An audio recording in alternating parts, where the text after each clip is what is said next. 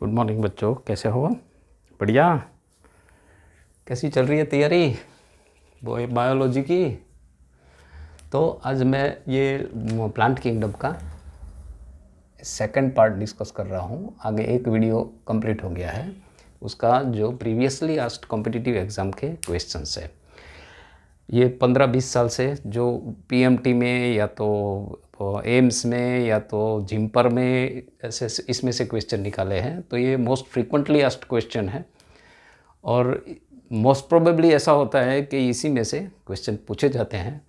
तो आप अगर फास्ट रिवीजन करना चाहते हो तो इतना रिवीजन लास्ट टाइम में देख लीजिए।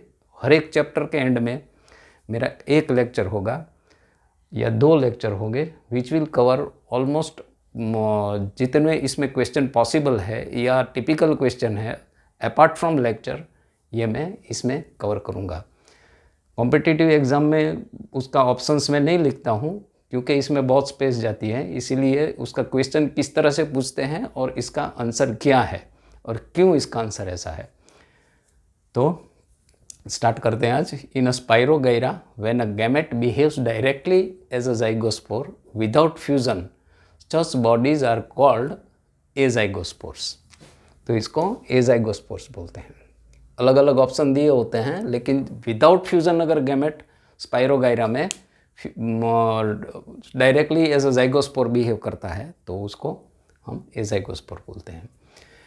Bezel cell of a ulothrix is, तो अलग अलग ग्रीन या वाइट या ब्राउन ऐसा दिया होता है। इट इज़ कलरलेस, इसमें कोई कलर जो उसका बेजल सेल रहता है, एक्चुअली ये बेजल सेल है वो सबस्ट्रेटम के साथ, मतलब कोई ज़मीन है या तो पत्थर के साथ जुड़ा रहता है, इसको नॉर्मली वो कलरलेस होता है, ट्रांसपेरेंट होता है। Number of flagella present in the gamete of Ulothrix normally 2 ही रहती है। इसमें क्वाड्रीफ्लैजेलेट स्ट्रक्चर 4 फ्लैजेला वाला भी स्ट्रक्चर होता है और 2 फ्लैजेला वाला स्ट्रक्चर भी होता है। लेकिन क्वाड्रीफ्लैजेलेट स्ट्रक्चर जब उसके स्पोर्स बनते हैं उसी टाइम एसेक्सुअल रिप्रोडक्शन के टाइम होते हैं, लेकिन गैमेट फॉर्मेशन के टाइम उसके 2 फ्लैजेले वाला स्ट्रक्चर ही होता है। Meiosis in the ulothrix takes place during, तो इसका यूलोथ्रिक्स का जब जर्मिनेशन होता है तो बहुत टाइम तक वो, जब फेवरेबल कंडीशन आती है बहुत टाइम तक ऐसे ही रहता है, फिर जर्मिनेशन के टाइम इसका मियोसिस होता है। इसके पहले इसका मियोसिस नहीं होता है, जस्ट जाइगोट बन के एक जगह पे रह जाता है और फिर बहुत टाइम के बाद जब उसको रिप्रोडक्टिव सीजन आती है तब उसका जर्मिनेशन होता है। वो जर्मिनेशन के टाइम ही उसका मियोसिस होता है। तो this point is to be remembered. In ulothrix sexual reproduction is by isogamy. Isogamy माने दोनों उसके जो गैमेट्स होते हैं वो एक जैसे ही होते हैं, उसका जो फ्यूज़न होता है नॉर्मली इसी तरह से होता है। ये दोनों एक ही जैसे होते हैं, ये बाइफ्लैजेलेटेड होता है और टेम्पररी ये क्वाड्रीफ्लैजेलेटेड स्ट्रक्चर बन जाता है। Father of Indian bryology, bryology माने जो ब्रायोफाइटा का जो स्टडी करता है इसको ब्रायोलॉजिस्ट बोलते हैं। जो father of Indian bryology is SR Kashyap. ये एक बार पूछा गया था, बहुत फ्रीक्वेंटली नहीं पूछते हैं, लेकिन पूछते भी हैं तो इसीलिए मैंने लिख दिया है। Venter is a part of, तो आगे हमने फ्यूनेरिया का जब लाइफ साइकिल डिस्कस किया था उसमें आर्केगोनियम है, उसमें ऐसे है नेक होता है और इस तरह से वेंटर होता है। तो ये वेंटर है वो आर्केगोनियम का पार्ट है। बॉटनिकल नेम ऑफ पिटमोसिस स्पेग्नम, ये तो अपने टेक्स्ट बुक में ही है। ब्रायोफाइट्स डिफर फ्रॉम टेरिडोफाइट्स, तो फर्स्ट पॉइंट ऑफ डिफरेंस तो जाइलम फ्लोएम ही है।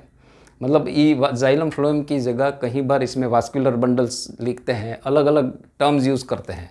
बेसिकली जाइलम फ्लोएम ब्रायोफाइट्स में नहीं होते हैं, टेरिडोफाइट्स में जाइलम फ्लोएम या वास्कुलर बंडल्स रहते हैं। गैमेटोफाइट जनरेशन इज डोमिनेंट, ये जस्ट स्टेटमेंट लिखा है कि फ्यूनेरिया में गैमेटोफाइट जनरेशन डोमिनेंट रहता है।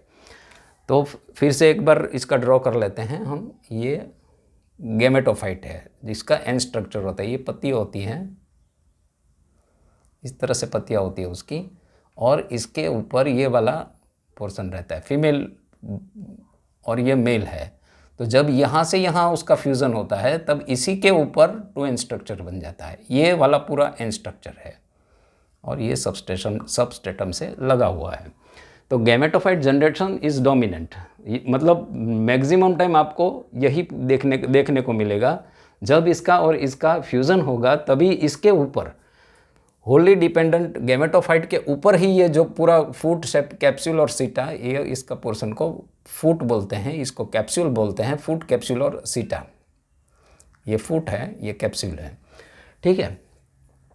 First land inhabiting plant are, तो पहले ब्रायोफाइट आए, बाद में प्योरली लैंड पे उसका जाइलम फ्लोएम आया, तो बाद में टेरिडोफाइट आया। तो फर्स्ट लैंड प्लांट तो हम ब्रायोफाइट को ही बोलते हैं, लेकिन ये अलग अलग टाइप के क्वेश्चन इसमें पूछे जाते हैं। एम्फीबियन भी पूछे जाता है। It is covered first land inhibiting plant are bryophytes. या तो अगर कोई स्पीसीज का नाम लिखा है तो आप इस स्पीसीज में से आप पहचान लीजिए कि कौन सा ब्रायोफाइट का स्पीसीज है।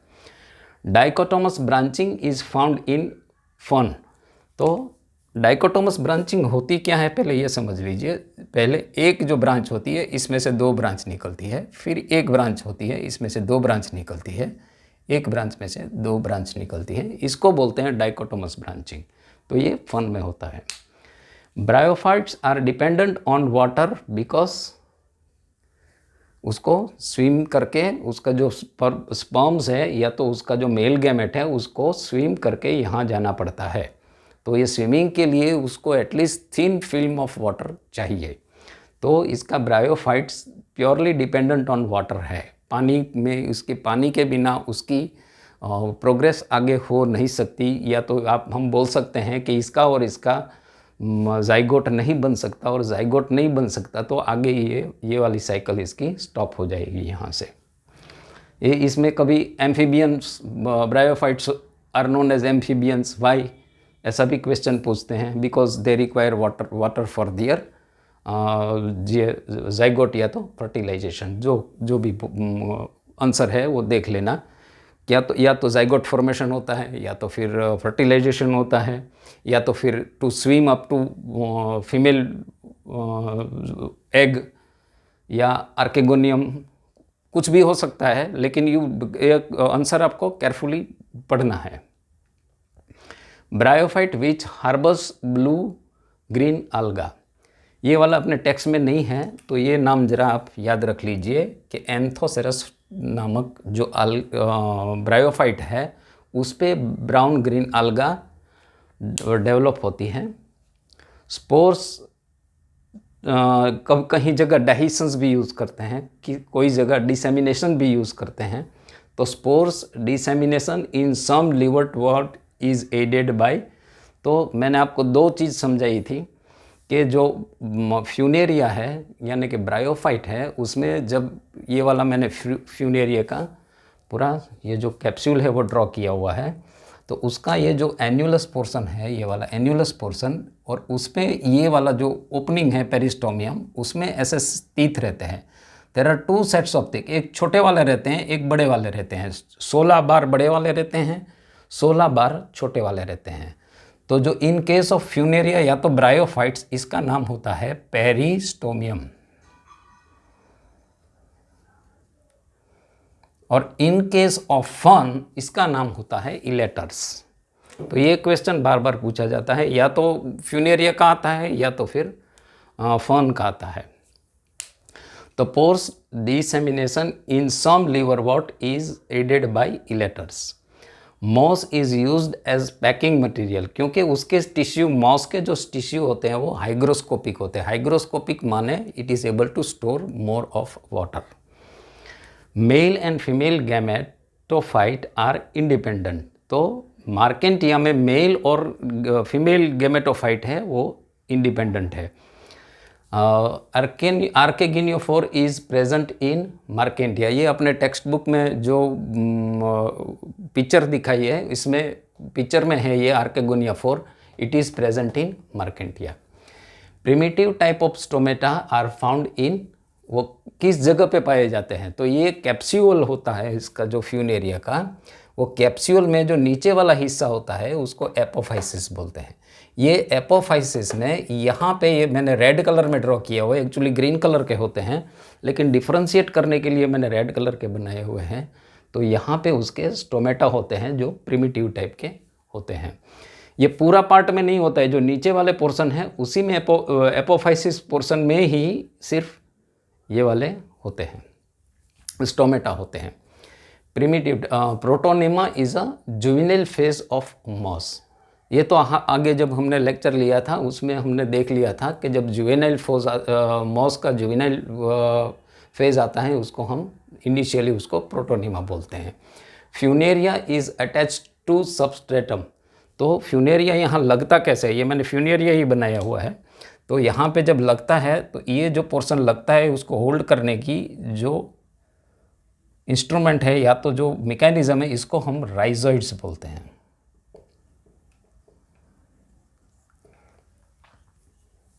विच is not a part of capsule of moss. तो अभी मॉस ये मैंने कैप्सूल पूरा बनाया हुआ है, तो इसमें आप देख लीजिए इतने पार्ट नॉर्मली होते हैं। ये वाला जो पोर्शन है नीचे वाला हिस्सा कैप्सूल का, इसको एपोफाइसिस बोलते हैं।